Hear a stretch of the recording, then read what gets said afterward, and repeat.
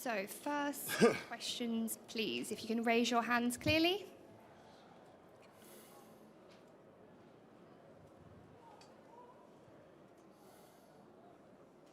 So, Ty, was the score a bit bigger than what it should have been or what you would have expected?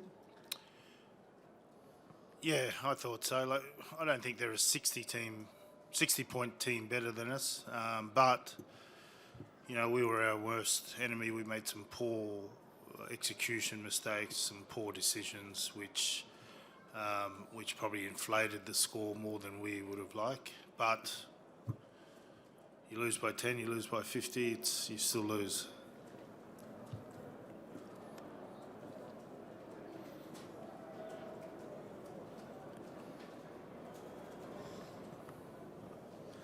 Just on that too, so is that pressure? Is that just lack of high quality practice? What made those mistakes happen for you today? Oh, look,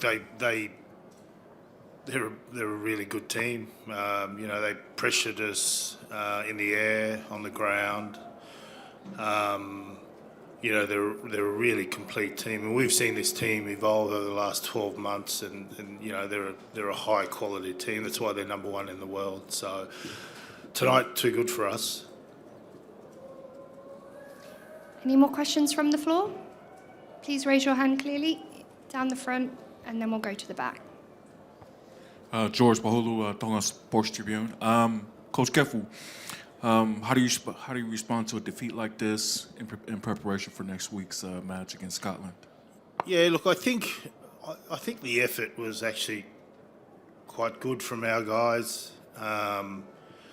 Just poor execution, poor reads in defence, let some tries in on first phase, which is, you know, which is an easy fix, but really poor execution at the time or decision making.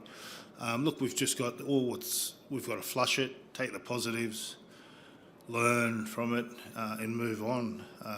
You know, if we play like that again, I'm sure Scotland will put plenty on us, so we certainly don't want that. So, you know, I'll go have a look at the game, dissect it, we'll learn from it, take the positives and move on. We've got to move on quickly.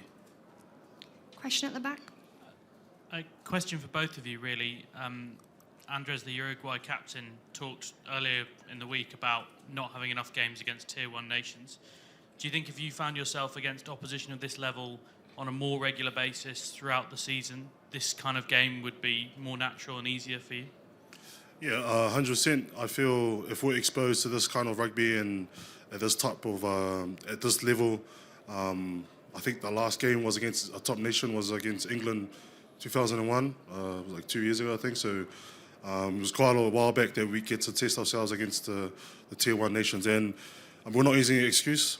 Just like Coach said, we're going to take the positives out of this. And I'm still proud of my boys. We played our hearts out. We didn't give up. And we played right to the end. At the front. Yes, Ben, a word about your discipline. In the first half, it makes the difference between you and Ireland. Yeah, so these games, you know, you can't afford to give away easy penalties like that.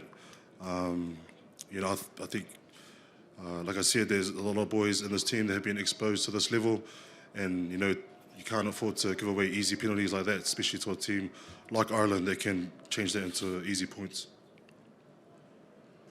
Hey Ben, just on Ireland, what is it they do that's so difficult to play against, and how much do you think they're going to feature in contention for the actual World Cup? I think personally, I think they do the small things very well.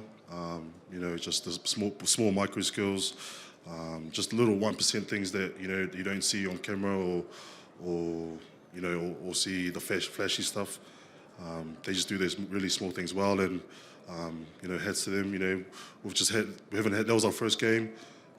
You know, we had one under the belt, and they know what it's like to be at this level, and we're looking forward to Scotland. Any more questions from the floor? That's a wrap. Thank you very much. Bonsoir. We'll be back shortly with Ireland.